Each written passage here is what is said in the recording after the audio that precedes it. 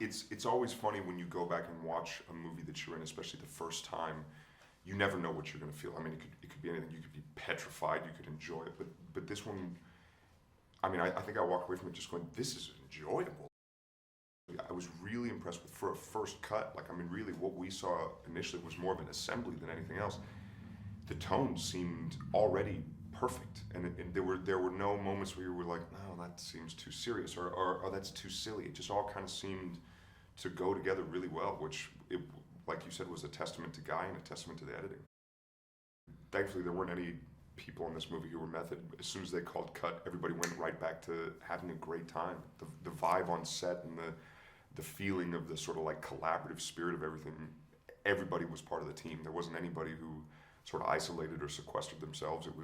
We were all there together to make this movie, and I think that kind of shows when you see how everybody reacts with each other on screen.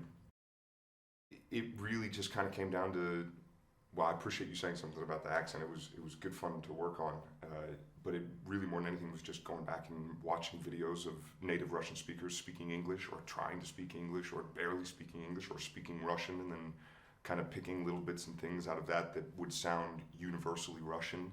And then we had a great dialect coach on the project, a guy named Andrew Jack, who was there for all of us, and he was just right off camera with a pair of headphones on, and he'd come in and go, okay, that sounded good, but it sounded a little American on that one, and make sure you watch that word, you know.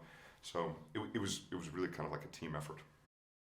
We shot in some of the most picturesque, beautiful locations I've ever seen. I mean, whether it was in Rome or Naples or Viterbo, or whether we were shooting beautiful places in the English countryside. I mean, it was some of the best locations I've ever been able to shoot on. I mean, places where you literally couldn't point the camera in a bad direction, especially in Rome. So it was almost hard not to really enjoy it, especially when we were getting to shoot places like the Spanish Steps, Yeah. where they shut down the entire Spanish Steps all night. So not only did you get to enjoy the Spanish Steps, you got to enjoy the Spanish Steps without 10,000 other tourists, you know, around trying to take pictures of everything.